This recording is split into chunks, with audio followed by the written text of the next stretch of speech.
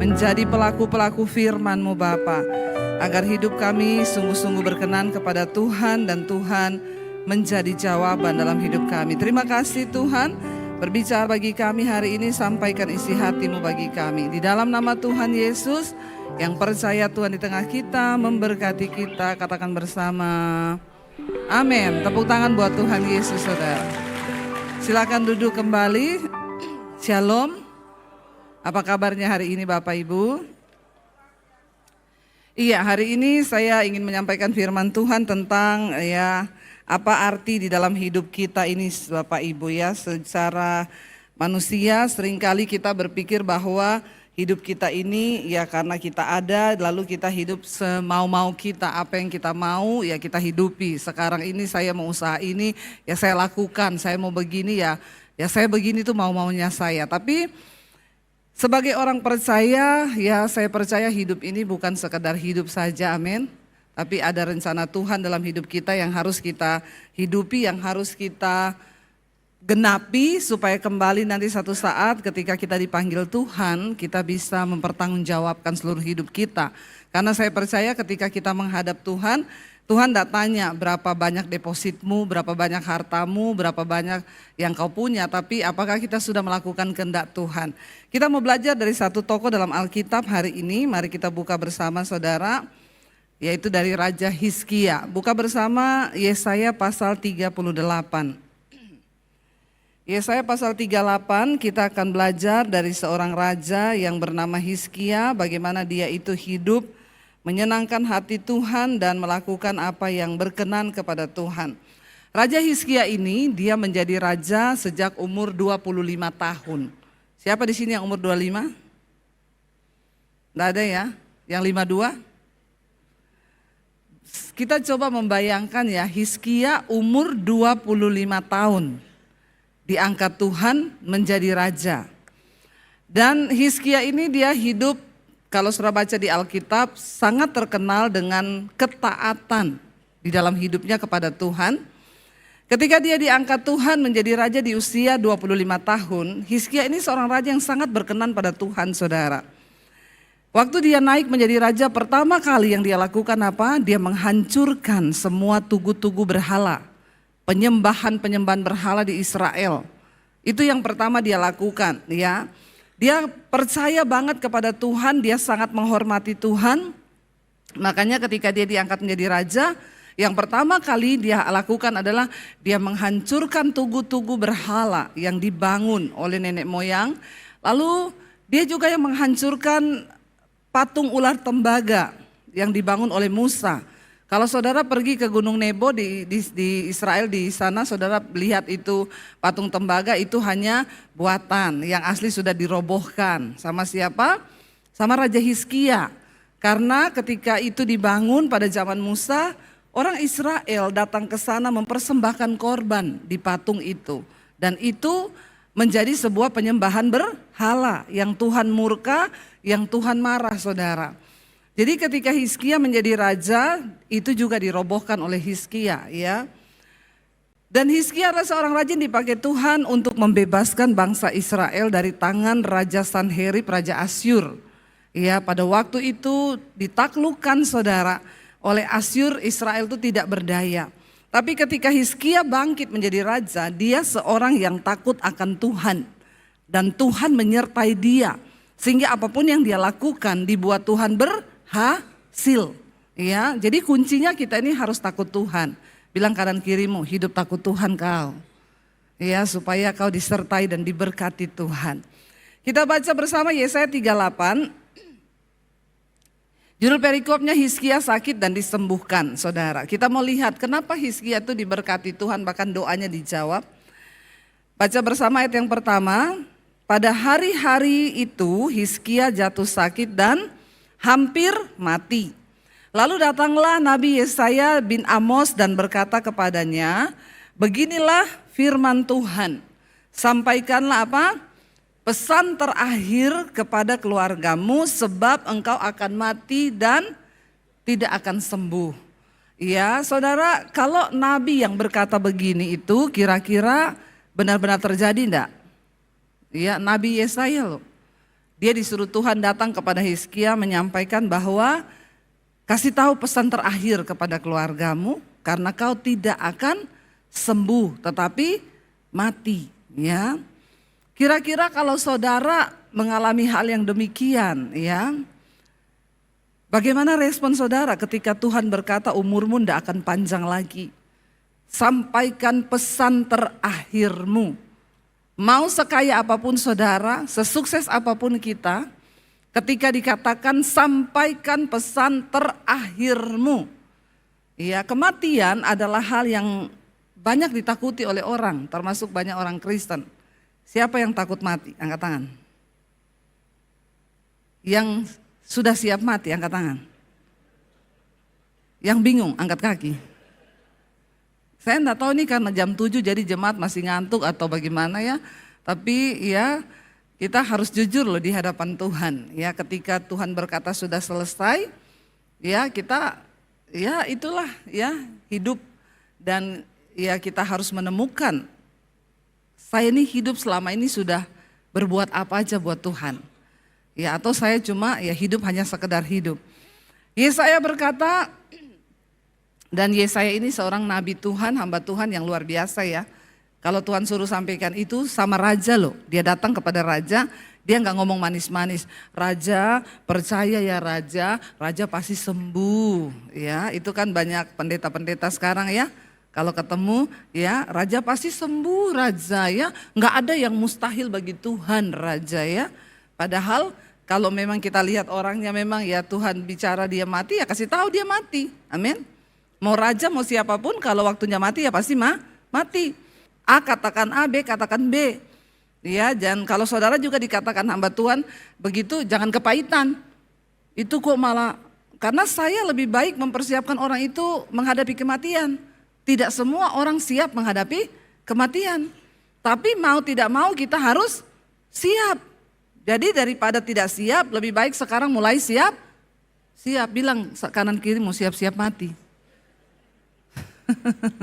Jangan tertawa, ini serius ya.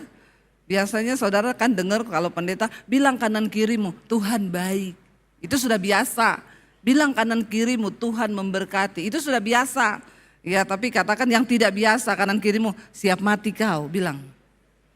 Ya karena siap atau tidak siap. Kalau harinya datang kita harus siap. Ya mau sekaya apapun kita. Lalu saudara Hizkia berkata begini ayat 2 dikatakan di sana, kita baca bersama. Lalu baca orang Bandung ini tidak usah terlalu loyo ya. Kalau saya suruh baca tolong baca Alkitab ya. Saya tahu saudara ini jarang-jarang baca Alkitab ya. Ayat 2 baca bersama 1, 2, 3. Lalu Hizkia memalingkan ke arah dinding dan ia berdoa kepada Tuhan. 3, ia berkata, ah Tuhan ingatlah kiranya bahwa aku telah hidup di hadapan-Mu dengan setia dan dengan tulus hati dan bahwa aku telah melakukan apa yang baik di mata-Mu. Kemudian menangislah Hizkia dengan sangat. Saat itu juga ketika Hizkia mendengar apa yang diucapkan oleh Nabi Yesaya, dia enggak takut, dia enggak apa, tapi dia menangis, dia berbalik ke arah dinding, dia meratap di dinding itu. Ratapan dan doanya dia bilang apa? Dia berdoa kepada Tuhan, dia cuma bilang gini, ah Tuhan ingatlah kiranya bahwa aku ini telah hidup di hadapan-Mu dengan setia dan tulus hati. Satu saat kalau kita menghadap Tuhan atau kita tahu kita mau mati dipanggil Tuhan, apa doa kita kepada Tuhan saudara? Kalau kita mau bilang Tuhan ingatlah Tuhan hidupku. Kira-kira apa yang saudara mau ngomong tentang hidup saudara? Ingat Tuhan, aku ini masih selingkuh loh. Ayo. Bertobat ya. Tapi saya percaya di Bandung gak ada yang selingkuh ya. Gak ada toh? Gak ada yang ngaku. Apa yang kita mau sampaikan di hadapan Tuhan ketika satu saat kita akan dipanggil Tuhan? Hizkia dengan berani berkata, Tuhan ingatlah kiranya bahwa aku telah hidup di hadapan-Mu dengan setia, tulus hati, melakukan apa yang baik di mata-Mu. Kemudian menangislah Hizkia dengan sangat. Kita nggak perlu alay lebay ngomong sama Tuhan apapun, sebab Tuhan tahu hidup kita. Amin, saudara. Apa arti dari hidup kita hari-hari ini? Waktu kita menghadap kepada Tuhan, apa yang akan saudara sampaikan tentang hidupmu? Apa yang akan kita sampaikan? Waktu kita dibilang mau mati, kita mau nangisi apa? Meminta Tuhan membela kita, mendengarkan atau meminta kemurahan Tuhan, harus ada alasan Bapak Ibu. Amin. Tidak semua orang Kristen berdoa itu didengar Tuhan. Tidak semua orang Kristen berdoa dijawab Tuhan. Berikan kepada Tuhan alasan apa untuk dia menjawab doamu, untuk dia memperhatikan hidupmu, untuk dia memberkati engkau, harus ada alasan. Apa yang kita mau katakan sama Tuhan? Ingatlah Tuhan, aku ini kalau hidup berantem terus sama istriku. Aku ini suami yang kasar, mulutku kotor, jorok. Apakah hal-hal yang seperti itu yang kita mau katakan di hadapan Tuhan? Ya, apa yang kita mau katakan? Tuhan, ingat aku ini istri yang memberontak sama suami. Ingat Tuhan, aku ini anak. Aku ini hidup dalam percabulan, dalam kenajisan. Hello saudara. Berikan Tuhan alasan untuk mempertimbangkan hidup kita agar dia bisa mendengar dan menjawab setiap doa dan permohonan kita. Amin. Apa alasannya Tuhan harus memperhatikan engkau? Apa alasannya untuk Tuhan menjawab doamu? Yang pertama Hizkia bilang, ingat aku ini telah hidup di hadapanmu dengan setia. Saudara, dalam hidup ini kita akan menghadapi banyak masalah, persoalan, pergumulan. Pertanyaannya, apakah kita setia kepada Tuhan? Sampai di garis akhir. Apakah kita tetap mau berkata, hanya Engkau Tuhan yang aku puji, hanya Engkau yang aku sembah Tuhan. Aku gak mau peduli seberat apapun masalah yang sedang aku hadapi. Sekali Yesus, aku mau bilang tetap Yesus di hatiku. Amin saudara. Jangan pernah berkata, Engkau ada enggak Tuhan? Ya, aku ini sudah ikut Engkau, tapi buktinya sampai hari ini di mana Tuhan? Ya, jangan beri kesempatan kepada iblis saudara. Untuk kita ini murtad walaupun hanya secara rohani. Banyak hari-hari ini orang Kristen yang murtad secara rohani yang tidak lagi percaya kepada Tuhan. Tapi mari kita mau katakan, aku tetap percaya Tuhan. Apapun keadaanku hari ini, aku mau tetap bilang, Engkau setia bagiku. Sekalipun aku sedang ada dalam lembah air mata, dalam lembah kekelaman, aku mau ngomong Engkau setia Tuhan. Itu yang Tuhan cari dari hidup kita hari-hari ini saudara. Apakah kita jadi anak-anak Tuhan yang setia? Jalani proses, tidak usah protes, amin. Karena hidup ini adalah sebuah perjuangan, pertandingan. Hidup ini berat, kata kitab Ayub. Hidup ini berat. Ya, kalau sederhana itu rumah makan Padang. Bukan hidup. Jadi yang namanya hidup ini pasti berat. Pasti ada perjuangan. Kalau udah gak mau berjuang ya jangan hidup. Tapi selama masih mau hidup harus siap untuk berjuang. Bersama Tuhan kita pasti menang. Katakan amin. Yang kedua Hizkia bilang, aku ini hidup dengan tulus hati di hadapan Tuhan. Ketulusan itu yang Tuhan lihat dari hidup kita saudara. Mengasihi Tuhan itu harus tulus. Tapi ketulusan itu tidak bisa dilihat sebagai ketulusan kalau tidak melalui ujian. Iya, apakah kita mengasihi Tuhan dengan tulus atau cuma karena ada maunya? Banyak orang datang ke gereja memberi persembahan karena ada iming-iming. Karena kalau memberi pasti akan diberkati. Main judilah kita sama Tuhan.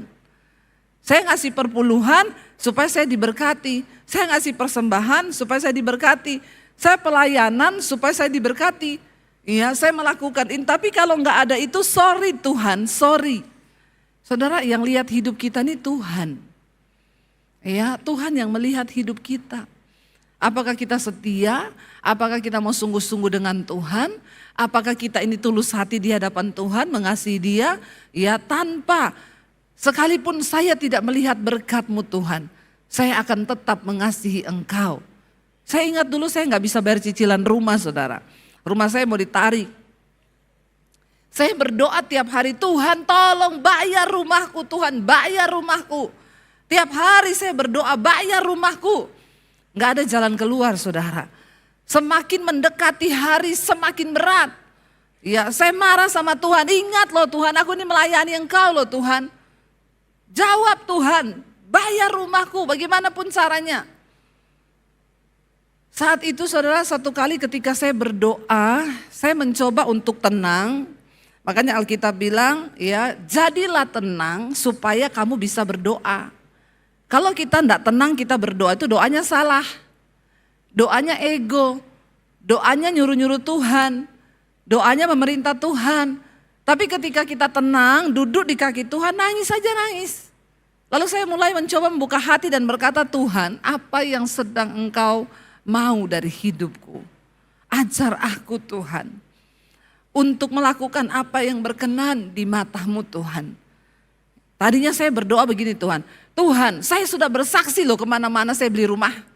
Kalau sampai rumah ini tidak bisa bayar lalu ditarik orang sama saya, siapa yang malu Tuhan? Kau loh Tuhan yang malu. Betapa kurang ajarnya saya.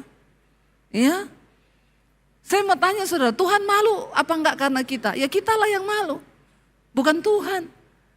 Ketika saya akhirnya mencoba menenangkan hati, duduk di kaki Tuhan dengan ketulusan, mencoba mengerti apa yang Engkau mau dari persoalan yang saya hadapi Tuhan.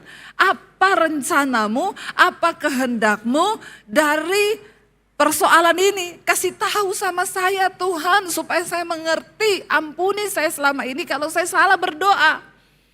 Lalu Roh Kudus mulai bicara di situ. Kenapa kamu berdoa bilang aku akan malu kalau rumahmu ditarik? Aku Tuhan, aku mulia, aku agung, aku itu mulia, keagunganku itu melampaui segala-galanya. Jadi kalau rumahmu ditarik, aku tidak akan pernah dipermalukan. Yang malu itu kau, bukan aku. Hello? Jadi tidak usah menodong-nodong Tuhan. Ngomong Tuhan malu padahal yang malu kita. Tuhan itu melihat sampai kedalaman hati. Akhirnya saya mulai menangis saudara di situ. Tiba-tiba saya menaikkan satu pujian, saya mulai menangis dengan air mata yang bercucuran, saya bertobat. Saya bilang Tuhan, saya nyanyi, sekalipun kau tak menjawabku, sekalipun kau tak lepaskanku, namun ku akan tetap menyembahmu, takkan ku tukar dengan apapun. Saya bilang Tuhan, walaupun kau tidak jawab doaku, walaupun kau tidak lepaskan aku dari masalahku ini, aku mau tetap bilang, aku akan tetap menyembah-Mu sebab Engkau Tuhan, Juru Selamat, kekasih, pengharapan bagi hidupku. Katakan, kita mengikut Tuhan ini karena apa? Apa karena kita mengharapkan sesuatu dari Tuhan? Kalau Tuhan udah gak jawab ya sudah. Bahkan banyak suami yang saya dengar kalau istrinya berdoa, doa terus kau. Emang Tuhanmu mau jawab utang kita? Peret banget kayak begini. Bertobat saudara ya. Bertobat, jangan pernah engkau mengecilkan Tuhan hanya karena persoalan yang engkau hadapi. Dia tetap Tuhan. Dan itu gak akan merubah kemuliaannya. Kitalah yang harus berubah.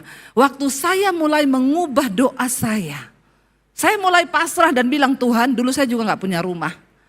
Jadi sekarang kalau rumah ini mau diambil, ambil Tuhan. Aku tetap bilang Tuhan baik. Waktu saudara, sikap hati kita berubah di hadapan Tuhan. Tuhan melihat ketulusan hati kita. Tiba-tiba Tuhan jawab. Ya, ketutup saudara sisa utang saya, bukan cicilan. Saya kan berdoa buat bayar cicilan. Ditutup sama Tuhan sisa 400 juta, selesai bulan itu juga. Bukan cicilan. Lihat cara kerja Tuhan. Lalu akhirnya saya pengen jual. Saya cuma hubungi satu jemaat yang saya nggak tahu rumahnya di mana, Bu. Ibu bisa tolong saya nggak minta uang sama ibu. Beli rumah saya, Bu. Soalnya rumah ini kalau nggak saya jual akan ditarik, saya udah nggak bisa bayar. Berapa Bu Debbie? Ya nanti kalau laku kita jual lagi, nanti keuntungannya. Karena kalau saya jual itu untungnya sudah 2 kali lipat, Bu. Tapi kalau cuma ditarik, saya rugi, Bu. Ya udah, ibu tombok dulu sisanya 400 juta, nanti setelah itu sertifikat saya serahkan ibu, kita jual. Ini kalau dijual, nanti keuntungannya kita bagi dua, Bu. Saya kembalikan uang ibu, sertifikat ibu bawa. Lalu dia cerita ke suami. Ya, suaminya tanya, itu sertifikatnya lengkap, Bu? Lengkap. Ya udah, minta nomor rekening, ditransfer 400 juta, saudara. Waktu saya ambil sertifikat, saya tanya, Bu, maaf, alamat rumah ibu di mana ya? Saya mau antar sertifikat ini sambil nanti kita jual. Nggak usah, Bu Debbie, yang lama sudah berlalu, yang baru sudah datang, itu berkatnya ibu. Loh saudara, semudah itu sorga berperkara, 400 juta loh. Tapi akhirnya saya cicil, saudara, seadanya duit sampai lunas. Saya nggak mau berhutang, biar nama Tuhan yang dimuliakan, amin. Waktu saya menodong-nodong Tuhan, waktu saya marah-marah sama Tuhan, tidak tulus mengasihi Tuhan. Tapi ketika saya sudah rela dan lepas dan bilang, Tuhan, sekalipun engkau nggak tolong, aku tetap mau bilang engkau baik. Engkau sungguh baik. Amin, saudara. Dalam setiap masalah, Tuhan tuh mau mengubah cara berpikir kita. Tuhan tuh mau mengubah pandangan kita. Tuhan tuh mau mengubah cara mencintai kita kepada Tuhan. Hizkia bilang, aku hidup dengan tulus hati. Dan yang terakhir dia bilang apa? Dan aku ini telah melakukan apa yang baik di matamu. Hizkia gak nangis dengan alay, Tuhan ingat loh anakku masih kecil-kecil loh Tuhan. Enggak. Dia cuma ingatkan Tuhan, ini loh alasan untuk engkau beri dan jawab doaku, perpanjang umurku. Amin, saudara. Aku hidup melakukan apa yang baik di matamu. Apakah kita sudah hidup melakukan apa yang baik di mata Tuhan hari-hari ini? Atau kita melakukan apa yang jahat di mata Tuhan? Kepahitan, kebenci orang, sirik, dengki, gak mau berdamai, hidup dalam kenajisan, percabulan, perselingkuhan. Apa yang kita hidupi hari ini? Apakah kita melakukan apa yang baik di mata Tuhan? Kita belajar, saudara. Kalau apa contohnya, Bu, melakukan apa yang baik? Hari ini kau sedang bermusuhan dengan keluargamu. Alkitab bilang berdamai, ampuni orang yang menyakiti kau. Lalu kita berkata, Tuhan sebenarnya berat bagiku. Tapi karena Tuhan yang suruh, aku mau melakukan apa yang baik di matamu Tuhan. Aku ampuni iparku itu. Aku ampuni mertuaku itu. Aku ampuni adikku itu. Amin, saudara. Itu engkau melakukan yang baik di mata Tuhan. Jangan cuma lakukan apa yang baik di mata manusia. Hari ini saudara, kita diberi waktu hidup sehari 24 jam. Berapa banyak jam yang saudara beri untuk Tuhan? Dan engkau tidak dipanggil hanya jadi jemaat gemuk di dalam gereja, yang setiap minggu datang cuma mau dipuaskan rohaninya. Tapi engkau mulai harus bergerak menjadi jemaat yang melayani, katakan amin. Layani Tuhan, saudara. Iya. Kalau saudara punya talenta apa, datang di gereja, aku mau melayani. Kalaupun gak di gereja, di luar gereja, jadilah berkat hidupmu. Yang bisa dibaca oleh semua orang, yang mulai berkata, Tuhan apa yang bisa aku lakukan untuk kerajaanmu. Sebab ketika kita menghadap Tuhan satu saat nanti, ya yang Tuhan tanya, apa yang sudah kau lakukan bagiku? Marilah kamu, hai anak-anakku, yang melakukan kehendak Bapa. Itu kan yang Yesus katakan. Pada akhir zaman nanti banyak orang akan datang ngaku-ngaku, Tuhan aku melakukan mujizat demi namamu. Aku usir setan demi namamu. Aku bangkitkan orang mati demi namamu. Tuhan bilang, enyah engkau semua daripadaku. Aku tidak mengenal engkau sebab engkau pembuat kejahatan. Tapi Yesus bilang, tapi aku akan berkata begini, marilah kamu yang melakukan kehendak Bapa, ayo masuk dalam kerajaanku yang mulia. Jadi saudara, pada akhirnya yang Tuhan cari dari hidup kita, apakah kita menjadi orang-orang yang melakukan kehendak Bapa, apa yang baik di mata Tuhan. Kalau kau tahu kita harus hidup dalam kekudusan, jangan bersinah, ya bertobat, tinggalkan. Ya, kalau kau tahu rokok itu tidak berkenan pada Tuhan, ya tinggalkan, berusaha, berjuang. Karena kita mau menyenangkan hati Tuhan, melakukan apa yang baik di mata Tuhan. Suami-suami, bukankah engkau pengen istrimu melakukan apa yang baik di matamu? Istri-istri juga begitu kan. Ya kalau menurut saya sebagai istri, ya apa yang baik di mata saya? Ya suami jangan pergi pulang malam-malam. Iya enggak Bapak Ibu? Ya ketika istri melakukan, suami melakukan yang baik kan rumah tangga kita jadi harmonis. Sama Tuhan pun begitu, menjadi orang Kristen. Bukan cuma sekedar masuk keluar gereja, puluhan tahun kau jadi Kristen. Tapi apakah kita sudah melakukan apa yang baik di mata Tuhan? Kemudian dikatakan menangislah Hizkia dengan sangat. Ayat yang berikutnya kita baca ayat yang keempat. Maka berfirmanlah Tuhan kepada Yesaya, pergilah katakanlah kepada Hizkia, beginilah firman Tuhan Allah Daud bapa leluhurmu. Apa? Telah kudengar doamu dan telah kulihat air matamu. Sesungguhnya aku akan memperpanjang hidupmu 15 tahun lagi. Dan aku akan melepaskan engkau dan kota ini dari tangan Raja Asyur. Dapat bonus saudara. Ya, Asyur adalah sebuah kekuatan yang kuat. Tapi karena Hizkia berkenan kepada Tuhan, dia sebutkan alasan-alasan hidupnya. Sehingga Tuhan menjawab doanya. Bukan hanya kesembuhan diberi, tapi bonusnya Tuhan melepaskan dia dari tangan Raja Asyur. Dan aku akan memagari kota ini. Sebab kemenangan raja berasal dari Tuhan. Inilah yang akan menjadi tanda bagimu bahwa Tuhan akan melakukan apa yang telah dijanjikannya. Dan lain sebagainya saudara bisa baca. Saudara, doa Hizkia adalah doa yang tokjer. Saat dia berdoa, saat itu juga Tuhan jawab. Yesaya belum sempat pulang ke rumah, berbalik sama Tuhan disuruh balik kembali ke istana. Aku mendengar doa Hizkia. Aku melihat air matanya pulang kembali. Sampaikan, aku akan memberi dia umur panjang 15 tahun lagi. Diberi kesempatan, ya lalu aku beri bonus. Aku akan lepaskan bangsa ini dari tangan Raja Asyur. Bukan dengan peperangan, bukan dengan perjuangan, bukan dengan kekuatan militer. Tapi cuma dengan perkenanan Tuhan. Saudara, di hidup ini kita butuh perkenanan Tuhan. Jangan coba hidup dengan kekuatanmu. Jangan coba berjuang dengan kemampuanmu. Karena Alkitab bilang terkutuk orang yang coba hidup dengan kekuatannya, yang coba hidup dengan pikirannya, tapi diberkati orang yang mengandalkan Tuhan. Apa arti mengandalkan Tuhan? Engkau hidup menyenangkan hati Tuhan. Engkau hidup berkenan kepada Tuhan dengan setia, dengan tulus hati. Ketika hari ini engkau sedang ada pergumulan dalam hidupmu, pakailah kesempatan itu untuk membuktikan kesetiaan dan ketulusan hatimu di hadapan Tuhan. Maka cepat atau lambat Tuhan pasti akan mendengar setiap doa-doa kita. Amin. Niko, waktunya sudah habis ya. Habis waktu. Saya undang para imam musik maju ke depan. Saudara, kita percaya bersama-sama bahwa ya apapun yang kita lakukan di hidup ini, Tuhan itu Tuhan yang melihat hidup kita. Persoalan, tantangan, pencobaan, pakai itu menjadi satu kesempatan untuk kita mendapatkan perkenanan Tuhan. Waktu saudara dapat perkenanan Tuhan, saudara dapatkan segala-galanya. Saya mau kasih contoh perkenanan Tuhan itu begini saudara.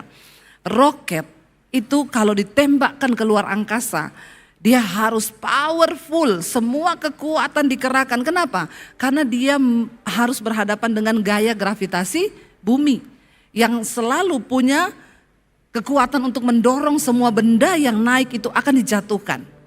Nah, untuk naik ke atas mencapai luar angkasa, dia menembus atmosfer bumi ini, itu ada satu kekuatan yang besar yang akan menjatuhkan dia. Dia kerahkan seluruh kekuatannya, powerful. Tapi waktu dia sudah tembus atmosfer bumi saudara, roket itu tidak perlu kekuatan lagi, dia tinggal mengorbit. Cuma memang banyak yang gak kuat ketika mau menembus atmosfer bumi ini. Banyak yang meledak karena tidak kuat. Mencapai perkenanan Tuhan seperti itu. Dalam hidup ini kita punya banyak pergumulan yang ingin menjatuhkan iman kita. Tapi tetaplah kuat dalam Tuhan sampai engkau mencapai perkenanan Tuhan. Waktu kau sudah dapat perkenanan Tuhan, Hizkia tidak perlu bertempur melawan Raja Asyur. Karena Tuhan yang beri kemenangan itu. Kita mau katakan di hadapan Tuhan, sekali Yesus tetap Yesus. Dalam segala keadaan kita mau percaya bahwa Dia Tuhan yang mengasihi kita dan kita harus tulus mencintai Dia. Amin. Bangkit berdiri bersama saudara. Katakan di hadapan Tuhan pujian ini.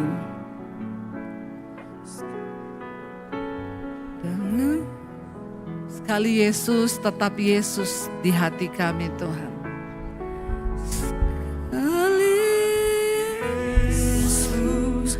Selamanya Yesus,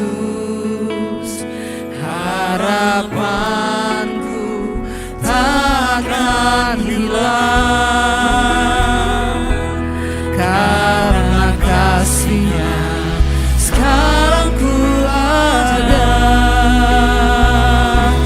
Oh Yesusku, ku cinta Kau selamanya.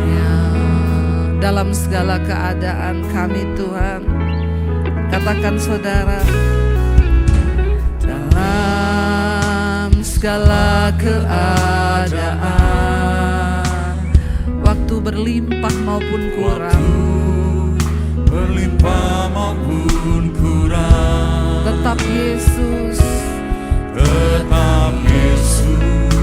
yang mempesona hatiku. Kesempatan baru di setiap musim kehidupan, di setiap musim kehidupan. Waktuku kuat ataupun lemah, Waktuku kuat maupun lemah, tetap Yesus, amin, yang mempesona hatiku. Yes Lord Jesus, beri hidup dan kesempatan baru. Angkat tanganmu.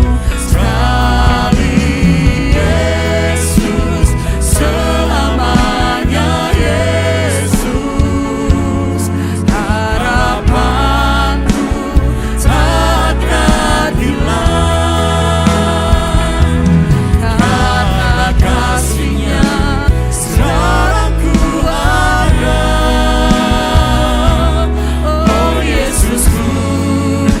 Cinta Kau sekali Yesus, sekali Yesus, selamanya Yesus, harapan kami Tuhan, harapanku takkan hilang. Amin Yesus, karena kasih-Nya sekarang ku ada. Oh Yesus,